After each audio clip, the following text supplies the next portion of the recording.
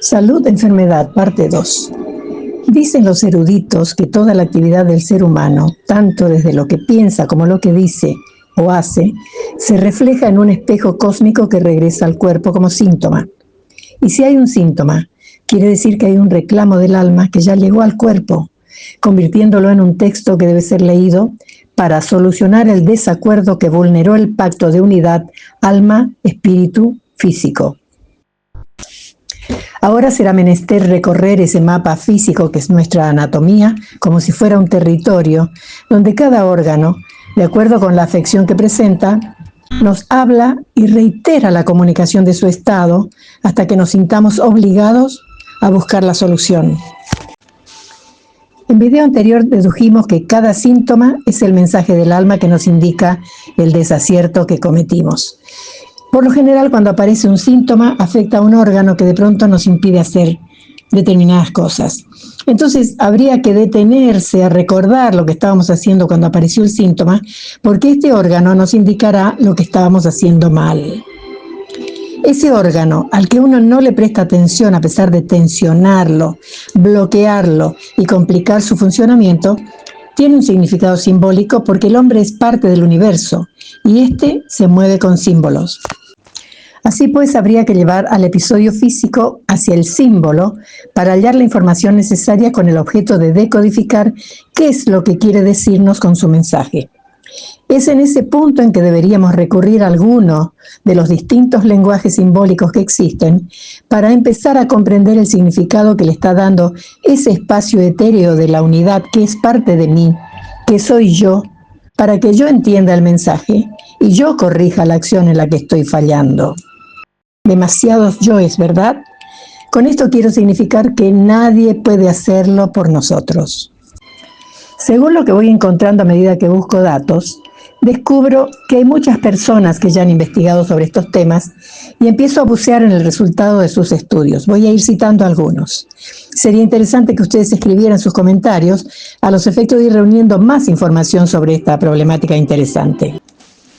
El naturópata navarro Tsumari Alfaro, doctorado en iridología, acupuntura y homeopatía, alcanzó gran notoriedad en televisión hablando sobre estos asuntos. Él sostiene que el cuerpo manifiesta lo que la mente calla y el dolor es proporcional al volumen del conflicto, que enfermamos y morimos por tonterías y que la mayoría de las enfermedades nacen en duelos que no realizamos. Otros dicen que el cuerpo manifiesta lo que la boca calla. Pero bueno, como ven, ya tenemos la punta del ovillo. Alfaro nos da pautas muy claras de cómo comienza el problema. Según él, el shock nace así: por un choque emocional producido por un acontecimiento inesperado, desestabilizador. Si afecta a mi imagen, afecta por dos: que es vivido en soledad o que yo lo callo, que es dramático o que yo lo siento dramático y sin solución satisfactoria. Observen qué precisos son los datos que aporta. Aparentemente, algo produce un golpe emocional en nuestra conciencia que, por ser inesperado, nos encuentra con la guardia baja y hace tambalear nuestras herramientas mentales de defensa y ayuda, porque lo estoy viviendo con la sensación de que en ese momento no tengo a quién recurrir. Esa es la razón por la que lo callo, por falta de interlocutor. Yo interpreto que según mi conciencia sería por falta de interlocutor adecuado. Supongamos que estoy recibiendo una noticia terrible y me encuentro en compañía de un recién nacido. Esto indica que estoy sola frente a la tragedia que se ha presentado. Y si lo estoy captando como una catástrofe, obviamente no tiene salida positiva convincente. Analizando esta deducción, siento que el alma considera el hecho como una desgracia que solo me conduce al infortunio. De modo que no es solo el tiempo presente, sino que ya también tengo el futuro complicado. ¿Cómo el alma puede superar tamaña fatalidad si no tiene siquiera la esperanza de un mañana mejor? No puede. Ese desequilibrio rompe su arraigo, la desesperación la desborda y frente a la inseguridad, lo primero que surge es el miedo, emoción ancestral imposible de soslayar. Inmediatamente después aparecerá la pena y entonces comienzan los síntomas. Sería el llamado de auxilio del alma, esos síntomas. SOS, SOS, Mayday, Mayday, me estoy hundiendo, me estoy cayendo. Acá Alfaro dice, un niño hace una bronquitis cuando es impactado, por ejemplo, por la pelea de los padres. Y bueno, esa situación repercute en forma espeluznante en un niño. Y otro ejemplo, dice Alfaro, si veo algo que me ofende, luego se me irritan los ojos y tengo conjuntivitis, porque lo he visto con rabia. Yo acoto como ejemplo, podría ser que el niño veo que el padre, no sé, empujó a la madre. Si oigo algo que me ofende, va a ser un problema de oído. Completo su teoría, podría el padre haber insultado a la madre. Y así él continúa decodificando todas las enfermedades. Habla del cáncer, que podría producirse cuando una persona se siente humillada. Y así Alfaro decodifica las enfermedades que están producidas por las emociones. En su libro Cómo deshacernos de las enfermedades creadas por choques emocionales, donde también nos habla de la forma errónea del uso de nuestro lenguaje en relación al mecanismo de decodificación de nuestro cerebro. Él dice, el inconsciente no procesa el no. Si digo no a la guerra, el inconsciente entiende guerra. Si digo no a las drogas, es droga. No corras, es corre. Debería decir modera tu velocidad. Si digo no tengas miedo, es ten miedo.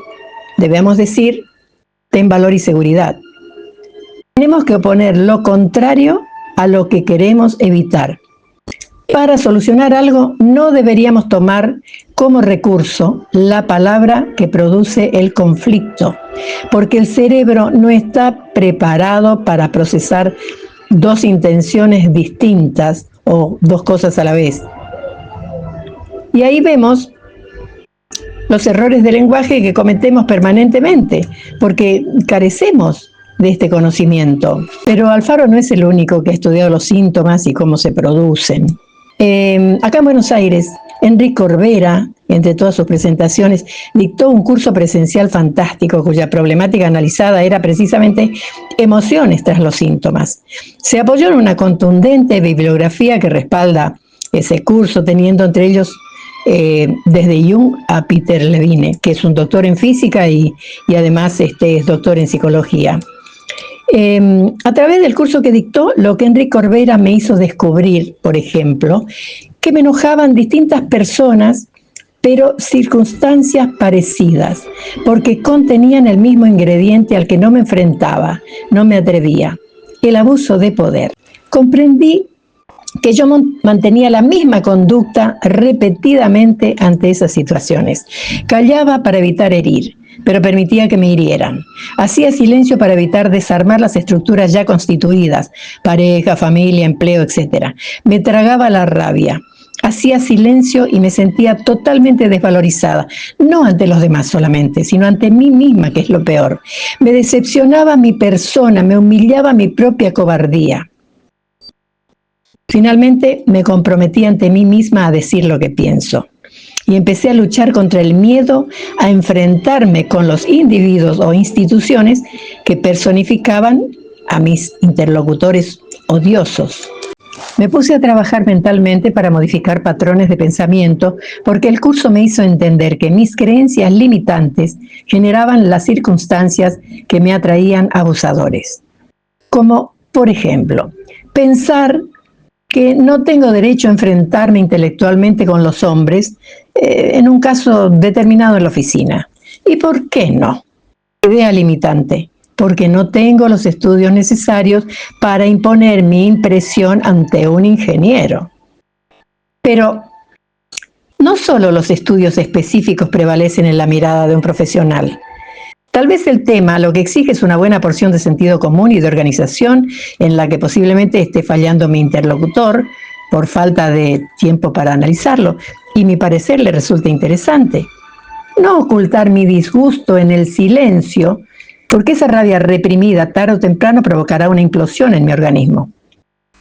Luego, el análisis del tema nos hace hilar más finito, entramos en la búsqueda de la verdad, si me asiste la razón, las técnicas de argumentación, en fin, una serie de herramientas que no expondré ahora.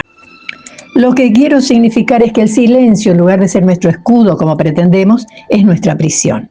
En general nos quedamos en la mitad de este proceso en nuestras competencias interpersonales y allí comienza a acumularse la bronca que después se convertirá en síntoma. Porque esa acumulación de sensaciones va a empezar a pesarnos. Pero hay otras formas, como las que explicó Alfaro, que se produce por un choque emocional.